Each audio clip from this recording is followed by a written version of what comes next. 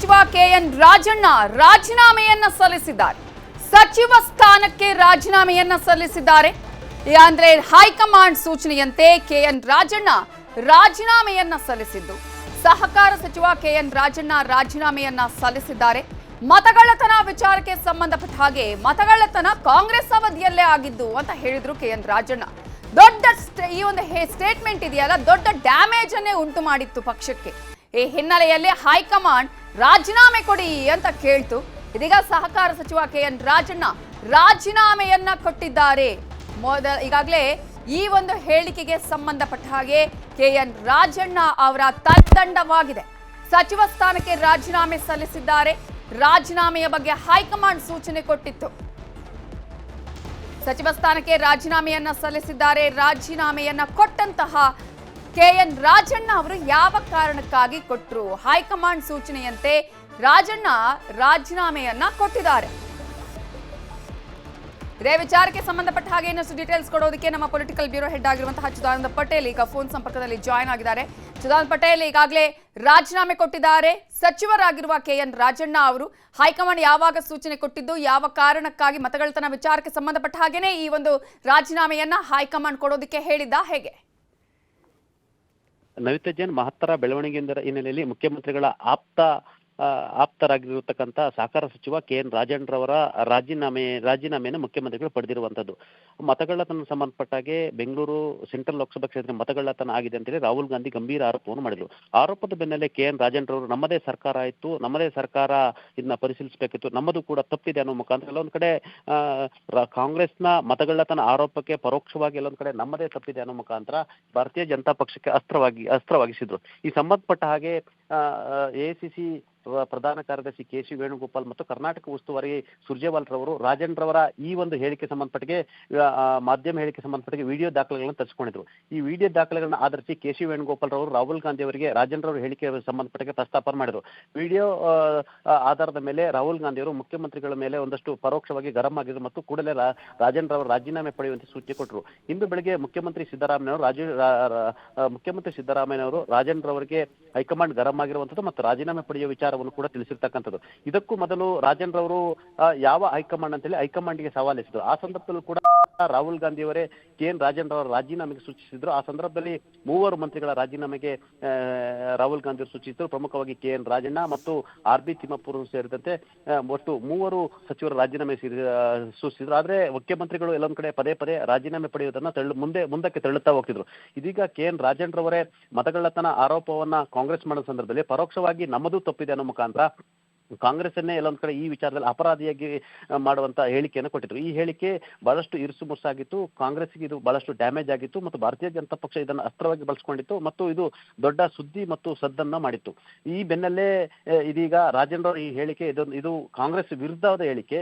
ನಮ್ಮದೇ ಸಚಿವರು, ನಮ್ಮದೇ ಪಕ್ಷದ ವಿರುದ್ಧ, ನಮ್ಮದೇ ನಾಯಕರು ಮಾಡತಕ್ಕ ಆರೋಪದ ವಿರುದ್ಧ ಇರತಕ್ಕಂಥದ್ದು. ಹಾಗಾಗಿ ಈ ರಾಜಣ್ಣ ಹೇಳಿಕೆಯ ವಿಡಿಯೋವನ್ನ ಕೆ.ಸಿ. ವೇಣುಗೋಪಾಲ್ ಮತ್ತು ಸುರ್ಜೇವಾಲ್ ರವರು ತರಿಸಿಕೊಂಡಿದ್ರು. ಅದಾದ ಬಳಿಕ ರಾಹುಲ್ ಗಾಂಧಿ ಅವರ ಗಮನಕ್ಕೆ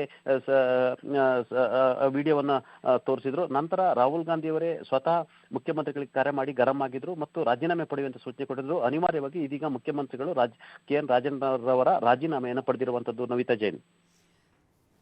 ಚಿದಾನಂದ ಪಟೇಲ್, ಈಗಾಗಲೇ ಈ ಹಿಂದೆ ಕೂಡ ಒಂದು ಸಿಎಂ ಸ್ಥಾನದ ಬದಲಾವಣೆ ವಿಚಾರದ ಸಂದರ್ಭದಲ್ಲಿ ಕೆಎನ್ ರಾಜಣ್ಣ ಅವರ ಹೇಳಿಕೆ ದೊಡ್ಡ ಮಟ್ಟದಲ್ಲಿ ಕ್ರಾಂತಿ ಉಂಟು ಮಾಡಿತ್ತು.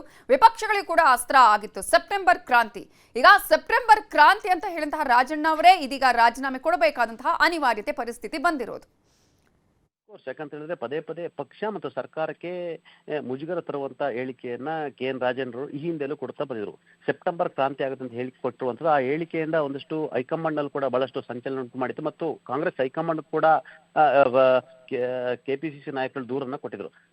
ಇದಕ್ಕೂ ಮೊದಲು ಎಲ್ಲೊಂದ್ ಕಡೆ ಮುಖ್ಯಮಂತ್ರಿ ಬದಲಾವಣೆ ವಿಚಾರದಲ್ಲಿ ಅನೇಕ ಹೇಳಿಕೆಯನ್ನು ಕೊಟ್ಟಿದ್ರು. ಹೈಕಮಾಂಡ್ ಸೂಚನೆಯ ಬಳಿಕವೂ ಕೂಡ ರಾಜಣ್ಣರವರು ಪದೇ ಪದೇ ಹೈಕಮಾಂಡ್ ನ ಸೂಚನೆಯನ್ನ ಉಲ್ಲಂಘನೆ ಮಾಡ್ತಿರೋ ಕಾರಣಕ್ಕಾಗಿ ಹೈಕಮಾಂಡ್ ಕೂಡ ರಾಜಣ್ಣ ವಿಚಾರದಲ್ಲಿ ಕೆಂಗಣ್ಣು ಬೀರಿತ್ತು. ಇತ್ತೀಚೆಗೆ ಹಾಸನ ಜಿಲ್ಲಾ ಉಸ್ತುವಾರಿ ಸಚಿವ ಸ್ಥಾನಕ್ಕೂ ಕೂಡ ಉಸ್ತುವಾರಿಗೆ ಕೂಡ ರಾಜೀನಾಮೆ ಕೊಟ್ಟಂತ ಕೆಎನ್ ರಾಜಣ್ಣವರು ಹಾಸನ ಜಿಲ್ಲೆಯ ಹಾಲು ಒಕ್ಕೂಟದ ವಿಚಾರದಲ್ಲಿ ಎಲ್ಲೊಂದ್ ಕಡೆ ರಾಜನ್ ರವರು ಹಸ್ತಕ್ಷೇಪ ಮಾಡುವ ಮುಖಾಂತರ ರೇವಣ್ಣ ಪರವಾಗಿ ನಿಂತಿದ್ದಾರೆ ಅಂತೇಳಿ ಗಂಭೀರ ಆರೋಪ ಕೂಡ ಕಾಂಗ್ರೆಸ್ ವಲಯದಲ್ಲಿ ಕೇಳಿ ಬಂದಿತ್ತು. ಈ ಎಲ್ಲದರ ನಡುವೆ ಕೂಡ ಹಾಸನ ಅಭಿವೃದ್ಧಿ ಪ್ರಾಧಿಕಾರದ ಅಧ್ಯಕ್ಷರ ನೇಮಕ ವಿಚಾರದಲ್ಲೂ ಮುಖ್ಯಮಂತ್ರಿಗಳ ಜೊತೆ ಒಂದಷ್ಟು ಮುಸ್ಕಿನ ಗುದ್ದಾಟ ನಡೆಸಿದಂತ KN ರಾಜಣ್ಣರವರು ತಾವು ಹೇಳಿದವ್ರನ್ನೇ ಮಾಡ್ಬೇಕಂತ ಹೇಳಿ ಮುಖ್ಯಮಂತ್ರಿಗಳಿಗೆ ಗರಂ ಆಗಿ ಸೂಚಿಸಿದ್ರು. ಆಗ ಮುಖ್ಯಮಂತ್ರಿಗಳು ನೀವು ಹೇಳಿದವ್ರನ್ನ ಮಾಡ್ಲಿಕ್ಕೆ ಆಗೋದಿಲ್ಲ, ನಾನು ಮತ್ತು ಹೈಕಮಾಂಡ್ ತೀರ್ಮಾನ ಅಂತೇಳಿ ರಾಜಣ್ಣ ಅವರಿಗೆ ತಿರುಗೇಟನ್ನು ಕೊಟ್ಟಿದ್ರು. ಇತ್ತೀಚಿನ ದಿನಗಳಲ್ಲಿ ಕೆಲವೊಂದ್ ಕಡೆ KN ರಾಜಣ್ಣರವರು ಮುಖ್ಯಮಂತ್ರಿ ಆಪ್ತ ಆಗಿದ್ರು ಕೂಡ ಮುಖ್ಯಮಂತ್ರಿಗೆ ನುಂಗಲಾರದ ಬಿಸಿ ತುಪ್ಪವಾಗಿ ರಾಜಣ್ಣರವರು ಪರಿಣಮಿಸಿದ್ರು. ಇದೀಗ ಹೇಳಿಕೆ ಇದೀಗ ಮುಳುವಾಗಿದಂಥದ್ದು. ಸ್ವತಃ ರಾಹುಲ್ ಗಾಂಧಿಯವರೇ ರಾಜಣ್ಣ ಹೇಳಿಕೆಗೆ ಕೆಂಡಾಮಂಡಲವಾಗಿರುವಂತದ್ದು. ಮುಖ್ಯಮಂತ್ರಿಗಳಿಗೆ ರಾಜೀನಾಮೆ ಪಡುವಂತ ಸೂಚನೆ ಕೊಟ್ಟಿದ್ರು. ಆ ಸೂಚನೆಯ ಮೇರೆಗೆ ಮುಖ್ಯಮಂತ್ರಿಗಳು ರಾಜಣ್ಣರವರಿಗೆ ರಾಜೀನಾಮೆ ಕೊಡುವಂತ ಸೂಚನೆಯನ್ನು ಕೊಟ್ಟಿದ್ರು. ಹೀಗಾಗಿ ಇದೀಗ KN ರಾಜಣ್ಣರವರ ರಾಜೀನಾಮೆಯನ್ನ ಪಡೆದಿರುವಂತದ್ದು ನವಿತಾ ಜೈನ್. ಪಟೇಲ್ರೆ, ಈಗ ಅನೇಕ ಬಾರಿ ಇವರಿಗೆ ಅವಕಾಶ ಕೊಟ್ಟರು, ಮತ್ತೆ ತಪ್ಪು ಮಾಡುವ ಸಂದರ್ಭದಲ್ಲಿ ವಿವಾದಾತ್ಮಕ ಹೇಳಿಕೆಗಳನ್ನು ಕೊಟ್ಟಂತಹ ಸಂದರ್ಭದಲ್ಲಿ ಎಲ್ಲವೂ ಕೂಡ ಸರಿ ಆಗಬಹುದೇನೋ ಅನ್ನುವಂತಹ ಒಂದು ಅವಕಾಶಗಳನ್ನು ನೀಡಲಾಗಿತ್ತು, ಹಿರಿಯರು ಅನ್ನುವಂತಹ ಒಂದು ಅವಕಾಶ ನೀಡಲಾಗಿತ್ತು. ಆದರೆ ಇದೀಗ ತನ್ನ ತಪ್ಪಿಗೆ ತಾನೇ ತಲೆದಂಡ ಆಗ್ಬೇಕಂತ ಅನಿವಾರ್ಯ ಪರಿಸ್ಥಿತಿಯನ್ನ KN ರಾಜಣ್ಣ ಅವರೇ ಇಲ್ಲಿ ತನಗೆ ತಾನೇ ತಂದುಕೊಟ್ರ ಹೇಗೆ ಅಂತ?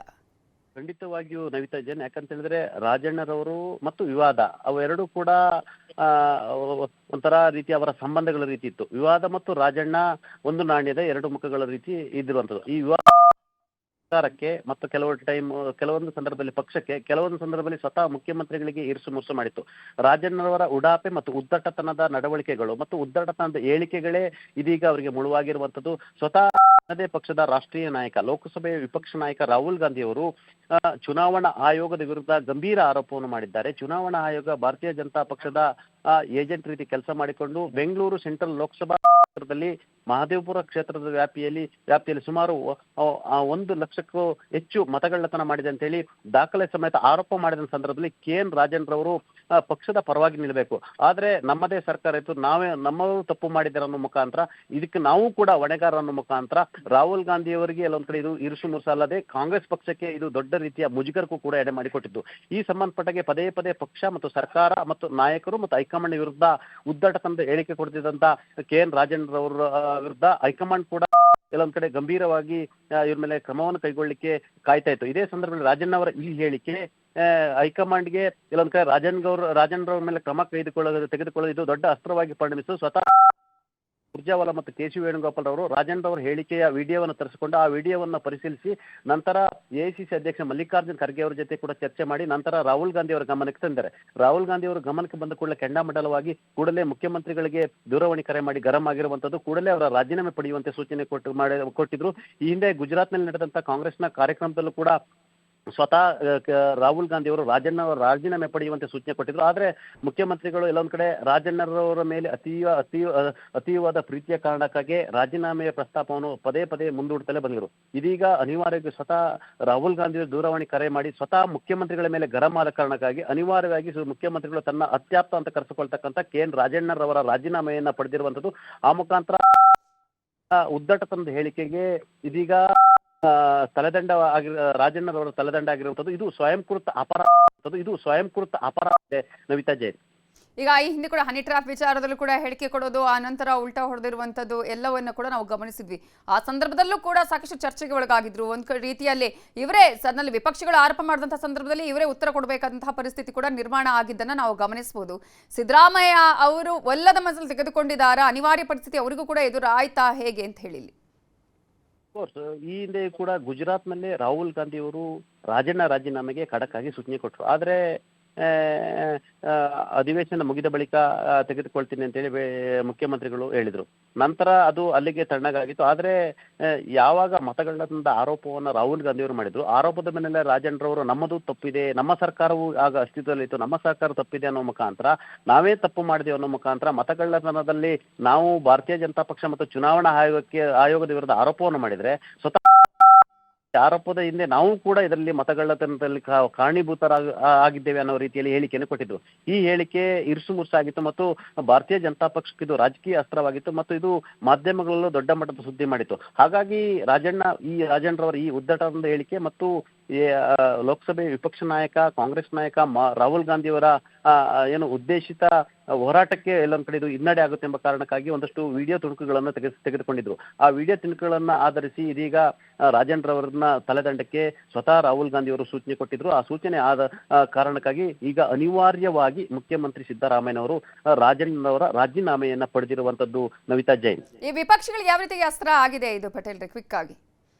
ಅಫ್ಕೋರ್ಸ್ ವಿಪಕ್ಷಗಳಿಗೆ ರಾಜಣ್ಣರವರು ಅಸ್ತ್ರವನ್ನ ಮಾಡಿಕೊಟ್ಟಿದ್ರು. ಮತಗಳ್ಳತನ ಪ್ರಕರಣವನ್ನು ಇದು ದೇಶಾದ್ಯಂತ ಸುದ್ದಿ ಮತ್ತು ಸದ್ದು ಮಾಡ್ತಿರೋ ಸಂದರ್ಭದಲ್ಲಿ ರಾಜಣ್ಣವರ ಈ ಹೇಳಿಕೆ ಕಾಂಗ್ರೆಸ್ ಎಲ್ಲ ಒಂದ್ ಕಡೆ ತಾನೇ ಕುಂಬಳಕಾಯಿ ಕದ್ದು ಮತ್ತು ತಾನೇ ಹೆಗಲನ್ನು ಮುಟ್ಟಿಕೊಳ್ಳುತ್ತಿದೆ ಅಂತ ಹೇಳಿ ಆರೋಪವನ್ನ ಮಾಡಲಾಗಿತ್ತು. ಇದೀಗ ರಾಜಣ್ಣರವರು ಸತ್ಯವನ್ನು ಹೇಳಿದ್ದಾರೆ.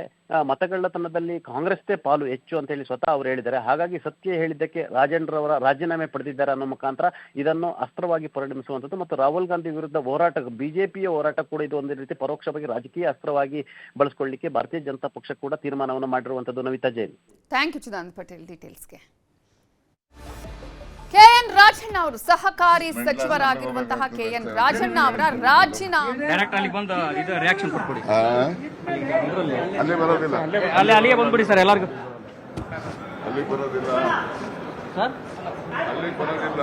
ಇಲ್ಲ ರಿಯಾಕ್ಟ್ ಮಾಡ್ಬಿಡಿ ಸರ್. ಅಲ್ಲಿಗೂ ಬರಲ್ಲ, ಇನ್ನೂ ಹೇಳಲ್ಲ ಸರ್. ಸಿಎಂ ಭೇಟಿ ಮಾಡಿದ್ಮೇಲೆ ಮಾತಾಡ ಸರ್. ಇಂಥದ್ದೊಂದು ನಿರ್ಧಾರ ಯಾಕೆ ಸರ್ ಮಾಡಿದ್ದು? ನಿರ್ಧಾರ ಏನಿಲ್ಲ ರೀ, ನೀನೇ ನಿರ್ಧಾರ ಅಂತ ನೀನೇ ಹೇಳ್ತೀಯಲ್ಲ. ವದಂತಿ ಯಾಕೆ ಹಬ್ಸು ಸರ್? ಯಾಕೆ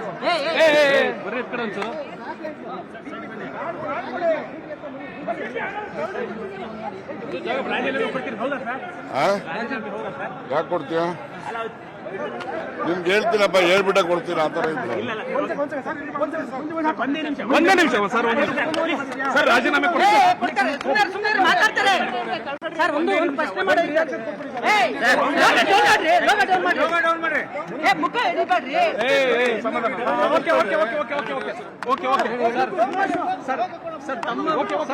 ಸರ್, ತಾವು ರಾಜೀನಾಮೆ ಕೊಟ್ಟಿದ್ದೀರಾ ಅಂತ ಹೇಳ್ತಾ ಇದ್ದಾರೆ ಸರ್. ಸತ್ಯ ರಾಜೀನಾಮೆ ಕೊಟ್ಟಿದ್ರಿ ಅಂತ ನಾನು ಮುಖ್ಯಮಂತ್ರಿಗಳು ಭೇಟಿ ಮಾಡಿ ಬಂದು ಆಮೇಲೆ ನಾನು ರಿಯಾಕ್ಷನ್ ಕೊಡ್ತೀನಿ. ರಾಜೀನಾಮೆ ಕೊಡ್ತಾ ಇದ್ದೀರಾ? ಯಾಕೆ ಕೊಡ್ತೀರಾ? ಹೈಕಮಾಂಡ್ ನಾನು ಮುಖ್ಯಮಂತ್ರಿಗಳು